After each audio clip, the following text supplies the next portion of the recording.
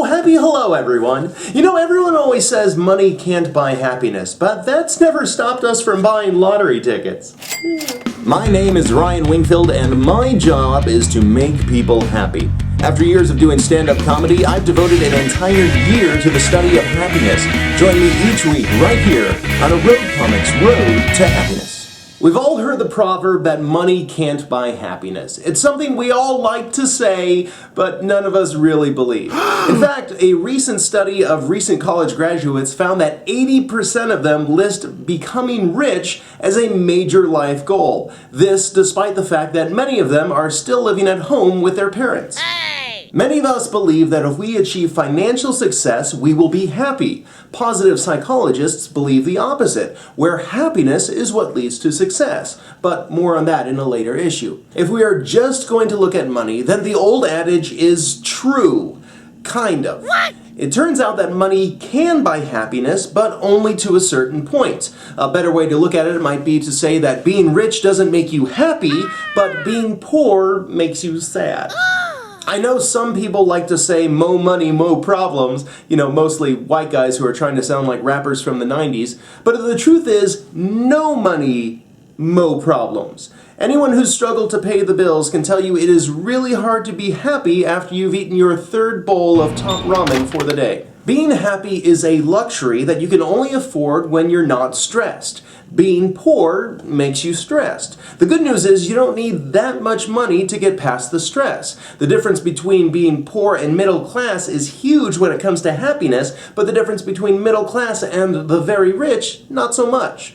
At a certain point, money stops becoming a benefit and can actually hinder one's happiness. This is called the Easterlin paradox, named after economist Richard Easterlin, who published studies in the 70s that found, as a whole, richer countries are not much happier than poorer ones. That hasn't stopped the richer countries from thinking they are, though. Easterlin determined that after a certain income is reached, people are only happy with relative income, meaning they're only happy when they make slightly more than their neighbors, because what's the point of having money if you can't rub it in someone's face? Yeah. By the way, if you don't think that kind of attitude sounds healthy, well, you're right.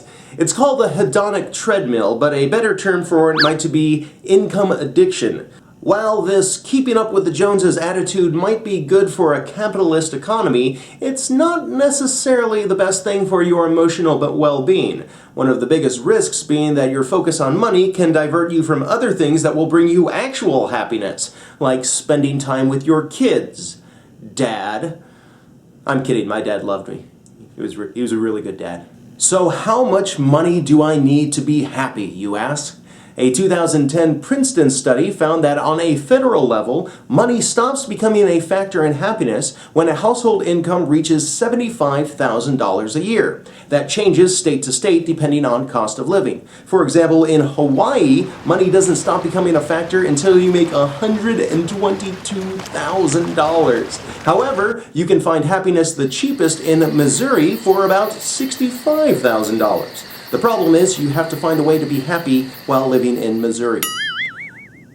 The most recent survey from the census found that the average household income makes about $51,000 a year, so for most of us, more money can mean more happiness. And even if you make above $75,000 a year for your family, you can still buy happiness depending on how you spend your money. One example might be to spend it on experiences rather than material thing. Psychologists have found that the emotions that come from experiences, especially shared experiences, are more impactful and last longer. Another way you can do it is by spending that money on someone else. In one study, college students were given $20 and told to either spend it on themselves or on someone else. At the end of the day, the latter group reported a lot more happiness.